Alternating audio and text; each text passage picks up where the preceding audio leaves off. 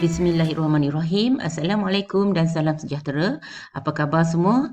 Jom pasak sejarah bersama dengan cikgu, dan pada sesi kali ini cikgu akan sentuh mengenai tajuk akhir dalam bab 1 untuk tingkatan 5, iaitu tentang kedaulatan negara. Dan untuk bab 1 ni cikgu akan fokus mengenai 1.4, iaitu langkah mempertahankan kedaulatan. Jadi tanpa membuang masa lagi, jom belajar bersama dengan cikgu. Pemerintah dan rakyat mempunyai peranan yang penting dalam mempertahankan kedaulatan negara.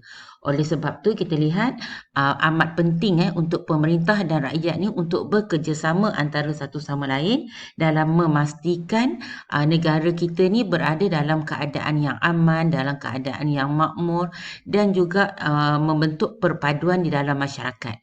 Jadi di sini kita akan lihat peranan yang dimainkan oleh pemerintah dan juga rakyat. Seperti yang cikgu beritahu sebelum ni, pemerintah dan rakyat mempunyai peranan masing-masing. Dengan peranan yang dimainkan oleh kedua-dua pihak inilah yang akan membawa kepada kestabilan politik dan kemakmuran ekonomi. Jadi kita pergi dulu kepada pemerintah. Pemerintah mestilah mewujudkan pentadbiran yang cekap. Dan selain daripada itu, pemerintah juga mesti mengelak daripada amalan rasuah di dalam pentadbiran. Ini untuk memastikan yang pentadbiran negara berjalan dengan baik dan tidak akan ada pihak yang akan ditindas akibat daripada penyelewengan yang berlaku. Selain daripada itu, pemerintah juga mesti memastikan agihan sumber kekayaan negara secara adil kepada semua kaum. Jadi tidak berat sebelah lah. Sumber kekayaan negara ni mesti dibahagikan ataupun diagihkan secara adil. Dan yang akhir di sini kita lihat, pemerintah mestilah melaksanakan undang-undang negara menurut perlembagaan. Maksudnya pemerintah tidak boleh memerintah menggunakan undang-undang sendiri sebab negara kita mempunyai perlembagaan di mana perlembagaan ini merupakan undang-undang tertinggi di dalam negara kita. Okey, jadi kita pergi pula kepada peranan rakyat. Apa peranan rakyat bagi mewujudkan kestabilan politik dan kemakmuran ekonomi? Jadi, peranan rakyat yang pertamanya kita lihat ialah rakyat mestilah memberi kesetiaan kepada raja dan negara. Ini penting. Sebagai rakyat, kita mesti memberi taat setia kepada negara kita. Keduanya ialah rakyat mesti menyokong segala usaha dan dasar kerajaan bagi menjamin kestabilan dan kemakmuran ekonomi. Dan selain daripada itu, yang ketiga ialah rakyat mestilah memupuk kerjasama dengan semua kaum. Dengan adanya kerjasama antara kaum ini akan membolehkan agihan kekayaan negara dinikmati oleh semua. Dan yang akhir sekali, yang keempat ialah rakyat mestilah mematuhi undang-undang negara. Jadi ini antara peranan pemerintah dan juga rakyat bagi mewujudkan kestabilan politik dan kemakmuran ekonomi. Kemudian kita pergi pula yang kedua, iaitu untuk mengekalkan perpaduan kaum. Sejak kita mula-mula merdeka lagi, kita memang amat mementingkan perpaduan kaum. Oleh itu, kedua-dua pihak sama ada pemerintah dengan rakyat perlulah berusaha untuk mengekalkan perpaduan kaum. Jadi kita akan lihat peranan yang dimainkan oleh pemerintah untuk mengekalkan perpaduan kaum. Pertamanya ialah menggubal dasar dan undang-undang berkaitan dengan perpaduan kaum serta integrasi nasional. Ini peranan yang pertamalah yang dimainkan oleh pemerintah. Yang keduanya ialah memastikan keberkesanan pelaksanaan dasar yang berkaitan dengan bahasa, pendidikan dan juga kebudayaan oleh kementerian serta agensi yang berkaitan. Dan yang ketiganya ialah merangka program serta kempen ke arah memupuk perpaduan kaum dan integrasi nasional. Dan yang akhir sekali, yang keempat ialah memperuntukkan perbelanjaan yang mencukupi untuk program memupuk perpaduan kaum. Jadi inilah peranan yang perlu dimainkan oleh pemerintah bagi mengekalkan perpaduan kaum. Manakala peranan rakyat pula ialah yang pertamanya menggunakan bahasa kebangsaan dan menghayati prinsip rukun negara. Dan yang keduanya ialah rakyat juga mestilah memahami dan menghormati agama dan budaya pelbagai kaum sebab kita ni hidup dalam masyarakat yang berbilang kaum. Jadi amat penting penting untuk kita menghormati agama dan budaya kaum yang lain. Dan yang ketiganya ialah rakyat mestilah mengamalkan semangat perkongsian, bertoleransi dan saling menghormati sesama rakyat Malaysia. Dan yang keempatnya ialah rakyat mestilah melibatkan diri dalam program kemasyarakatan yang akan dapat memupuk kerjasama antara kaum.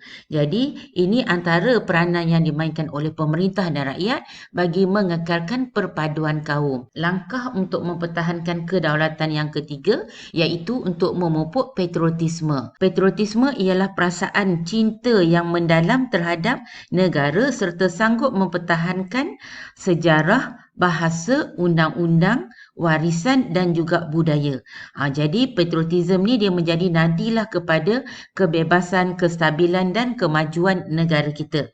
Jadi dengan adanya semangat ini akan dapat melahirkan pemimpin dan rakyat yang taat setia dan juga sanggup berkorban untuk negara. Jadi kita akan lihatlah peranan yang perlu dimainkan oleh pemerintah dan juga rakyat, di mana kita pergi dulu kepada pemerintah. Yang pertamanya ialah pemerintah perlu menganjurkan sambutan Hari Kebangsaan dan Hari Pahlawan untuk menimbulkan perasaan cinta kepada negara kita. Dan yang keduanya ialah mewajibkan mata pelajaran sejarah sebagai mata pelajaran teras di sekolah. Ini secara tidak langsung akan dapat mendidik anak-anak muda ataupun generasi muda untuk tahu dan peka mengenai sejarah negara kita. Dan yang ketiganya ialah menganjurkan kempen dan menerbitkan filem atau rencana. Ini secara tidak langsung akan dapat memupuk semangat patriotisme di kalangan masyarakat melalui media. Dan yang keempatnya ialah memberi pengiktirafan kepada rakyat Malaysia yang berjasa kepada negara. Macam mana kita beri pengiktirafan ni? Dengan mengabadikan nama mereka pada bangunan maupun pada jalan. Jadi ini antara peranan yang perlu dimainkan oleh pemerintah. Dan kita lihat pula peranan rakyat. Peranan rakyat ialah mestilah menghormati lambang negara kita. Jadi apa lambang-lambang yang ada di dalam negara kita? Contohnya kita ada jalur gemilang. Ini adalah bendera kebangsaan kita, dan kita ada jata negara, dan kita juga ada negaraku iaitu lagu kebangsaan kita. Selain daripada itu, rakyat mestilah menyanjung dan menghormati adat warisan negara. Malah rakyat juga mestilah meningkatkan imej negara dengan melakar kejayaan. Tak kisahlah melakarkan kejayaan dalam bidang apa sekalipun, antaranya sama ada pendidikan, sukan maupun dalam bidang ekonomi. Contoh yang kita boleh lihat yang jelaslah di depan mata kita ialah tentang kejayaan Lee Chong Wei dalam bidang sukan badminton. Jadi kita lihat di mana Datuk Lee Chong Wei telah menaikkan kita kata nama negara kita di persada dunia. Selain itu, rakyat juga perlulah menghargai tokoh pelbagai kaum yang berjuang untuk kemerdekaan dan kedaulatan negara. Jadi ini langkah untuk kita mempertahankan kedaulatan negara kita dengan memupuk patriotisme. Dan yang akhir sekali, kita akan lihat mengenai langkah mempertahankan kedaulatan negara dengan mengukuhkan pertahanan negara. Dan di sini kita akan lihat di mana pemerintah dan juga rakyat mempunyai tanggungjawab untuk mempertahankan negara. Jadi dengan adanya tanggungjawab untuk mempertahankan negara ini akan menjamin keselamatan negara dan akhirnya akan dapat mengekalkan kedaulatan negara kita. Jadi kita akan lihat peranan yang dimainkan oleh pemerintah dan juga rakyat. Pertama, kita lihat dahulu pemerintah. Peranan yang dimainkan oleh pemerintah ialah yang pertamanya perlu menggubal dasar dan undang-undang untuk melindungi keselamatan negara.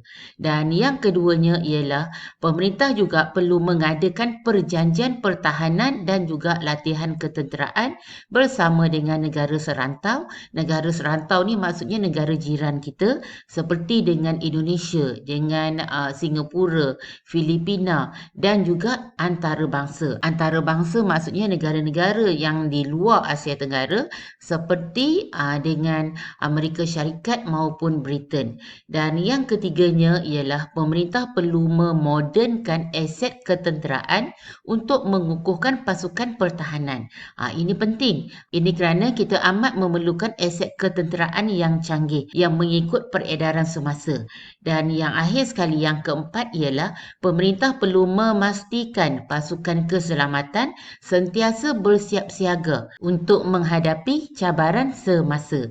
Jadi ini peranan yang perlu dimainkan oleh pemerintah. Dan kita lihat pula peranan yang perlu dimainkan oleh rakyat, di mana rakyat perlulah peka ataupun tahu tentang isu keselamatan negara. Contohnya, kita sebagai rakyat, jika kita tahu tentang pencerobohan sempadan yang berlaku di dalam negara kita, maka kita perlulah memberi maklumat tentang pencerobohan tersebut.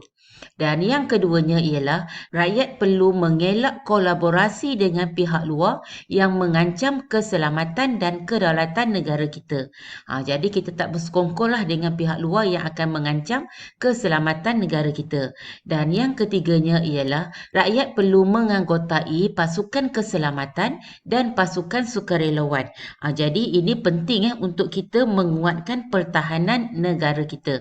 Dan yang akhir sekali, rakyat juga mestilah sanggup berkorban demi mempertahankan negara. Sebagai rakyat Malaysia, tak kiralah kita daripada kaum Melayu, Cina maupun India maupun daripada etnik-etnik yang lain, kita mestilah mempertahankan negara kita dengan sepenuh hati. Jadi inilah peranan yang perlu dimainkan oleh kita bagi mengukuhkan pertahanan negara kita. Rumusannya, sesi pada kali ini, cikgu ada sentuh mengenai langkah untuk mempertahankan kedaulatan negara, untuk mewujudkan kestabilan politik dan kemakmuran ekonomi, dan itu yang pertama. Yang keduanya ialah untuk mengekalkan perpaduan kaum, dan yang ketiganya tadi adalah untuk memupuk patriotisme, dan yang akhir sekali yang keempat adalah untuk mengukuhkan pertahanan negara, di mana keempat-empat ni amat memerlukan peranan daripada pemerintah dan juga rakyat. Oleh itu, dapat dilihat di sini di mana kerjasama antara pemerintah dengan rakyat dapat melaksanakan langkah untuk mengekalkan kedaulatan negara kita. Malah dengan peranan yang dimainkan oleh pemerintah dan rakyat dengan betul, ini secara tidak langsung akan mengukuhkan lagi perpaduan negara kita, akan mengukuhkan lagi pertahanan negara kita, malah akan mengukuhkan lagi ekonomi dan juga politik di negara kita. Jadi ini yang dapat cikgu kongsikan bersama kamu pada sesi kali ini. Cikgu harap apa yang cikgu kongsikan ni kamu dapat manfaat daripada sini, dan semoga usaha kita diberkati dan kejayaan milik kita semua. Jangan lupa ikuti cikgu dalam video yang berikutnya untuk bab 2. Cikgu berhenti dahulu di sini. Sekian, terima kasih.